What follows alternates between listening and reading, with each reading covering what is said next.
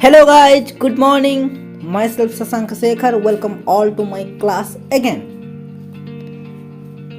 On my previous video, I discussed all the three parts of the chapter related to God. Today, I am going to discuss the last part of the chapter related to God. So, without further delay, let's get start the session with a great thought. So, thought of the day: always end the day with a positive thought. No matter how hard things were, tomorrow is a fresh opportunity to make it better. Always end the day with a positive thought.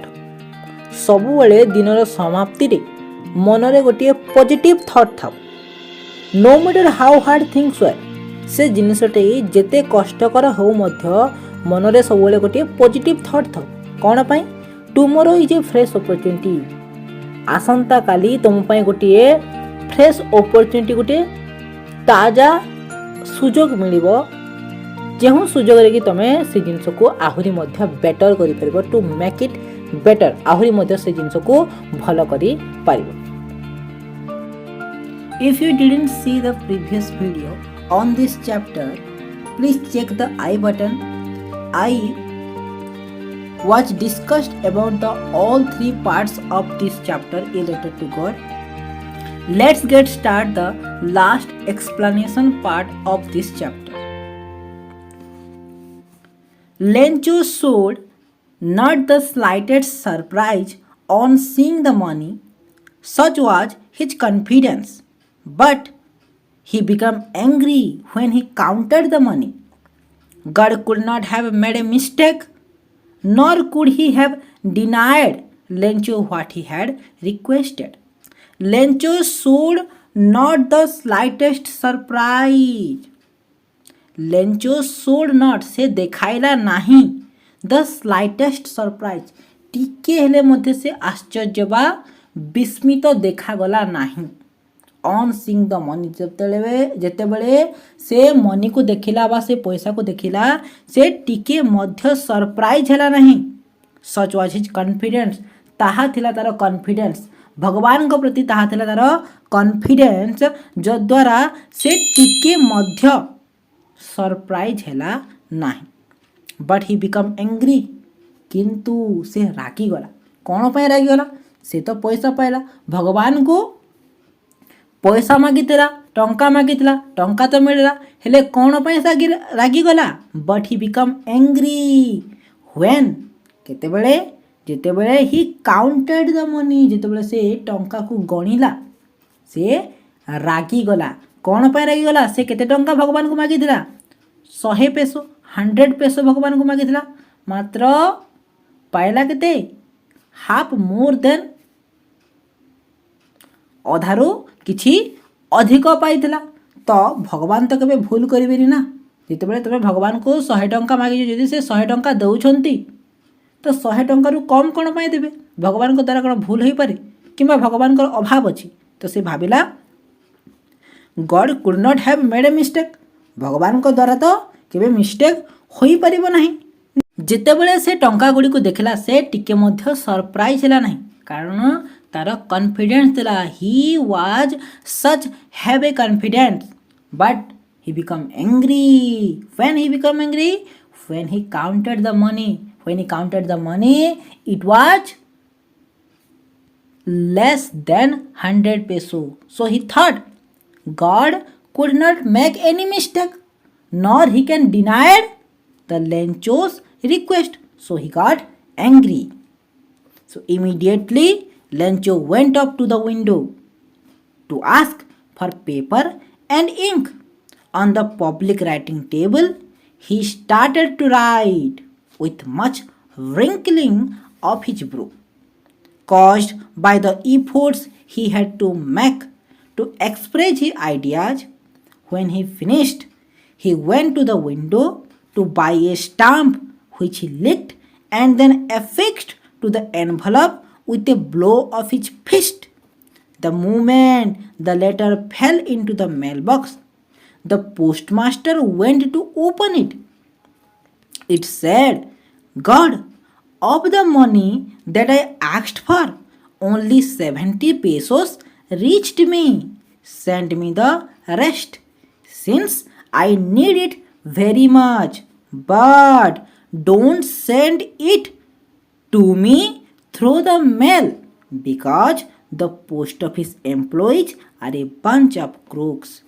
ଲେଞ୍ଚୁ immediately ଯେତେବେଳେ ସେ ରାଗିଗଲା immediately ହଠାତ୍ କ'ଣ କଲା Lencho went up to the window Lencho window ପାଖକୁ ପଳେଇଗଲା କାହା ପାଖକୁ ୱିଣ୍ଡୋ ପାଖକୁ ସେ କେଉଁଥିରେ ଥିଲା ସେ ପୋଷ୍ଟ ଅଫିସରେ ଥିଲା ସେହି ପୋଷ୍ଟ ଅଫିସର ୱିଣ୍ଡୋ ପାଖକୁ ପଳେଇଗଲା କ'ଣ ପାଇଁ to ask for paper and ink second time ଲାଗି ସେ କ'ଣ ମାଗିଲା ପେପର ଆଉ ଇଙ୍କ ମାଗିଲା on the public writing table ଯେଉଁଠାରେ ଜନସାଧାରଣ ଆସି ଲେଖାଲେଖି କରନ୍ତି ଦେଖିଥିବ ପୋଷ୍ଟ ଅଫିସ୍ ମାନଙ୍କୁ ହେଉ କିମ୍ବା ବ୍ୟାଙ୍କ ମାନଙ୍କୁ ହେଉ ଲେଖିବା ପାଇଁ ଗୋଟେ ଜାଗା ଥାଏ ପେନ୍ ଆଉ ପେପର ସେଥିରେ ୱିଥଡ୍ର ଫର୍ମ ହେଉ କି ଡିପୋଜିଟ୍ ଫର୍ମ ହେଉ ସେହି ପ୍ରକାର ଜିନିଷ ଥାଏ ତ ପବ୍ଲିକ୍ ରାଇଟିଂ ଟେବୁଲ୍ରେ ସେ ଯାଇକି ଛିଡ଼ା ହେଲା ହି ଷ୍ଟାର୍ଟେଡ୍ ଟୁ ରାଇଟ୍ ସେ ଲେଖିବା ଆରମ୍ଭ କରିଦେଲା with much wrinkling of his brows wrinkle ମାନେ କୁଞ୍ଚିଆ ହେବା ଯେମିତି ଚମଡ଼ା ଗୁଡ଼ିକ ରିଙ୍କିଲ୍ ହୋଇଯାଏ କୁଞ୍ଚି ହେବ ତା ଆଖି ପତା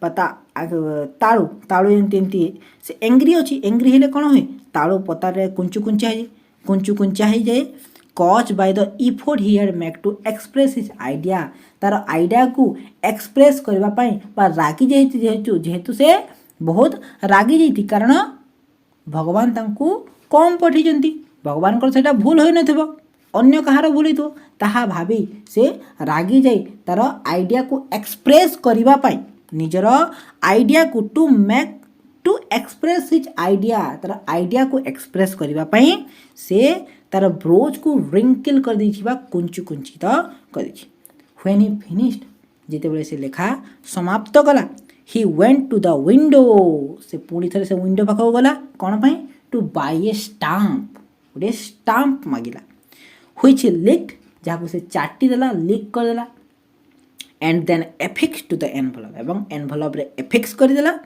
with a blow of his fist ତାର ହାତ ମୁଠାରେ ଚାକି ବା ଦବେଇକି ସେ ତାକୁ envelopeରେ ଲଗେଇ ଦେଲା then the moment the letter fell into the mail box the moment ସେହି ମୁହୂର୍ତ୍ତରେ the letter fell into the mailbox ସେ mailbox ରେ ଯେଉଁ ମୁହୂର୍ତ୍ତରେ ସେ ଲେଟରଟାକି ପକେଇଦେଲା the postmaster went to open it ପୋଷ୍ଟମାଷ୍ଟରଟି କ'ଣ କଲା ସେହି mailbox ପାଖକୁ ପଳେଇଗଲା ଏବଂ ସେଥିରୁ ସେହି ଚିଠିଟାକୁ କାଢ଼ି ଆଣିଲା it said means itର ଅର୍ଥ କ'ଣ it said means ଏହା କହିଲା କ'ଣ କହିଲା ସେହି ଚିଠିରେ ଲେଖା ହୋଇଥିଲା କ'ଣ ଲେଖା ହେଇଥିଲା God ଭଗବାନ of the money that I asked for ଯେଉଁ ଟଙ୍କା ମୁଁ ଆପଣଙ୍କୁ ମାଗିଥିଲି ବା କହିଥିଲି only 70 peso reached me ମୋ ପାଖରେ କେବଳ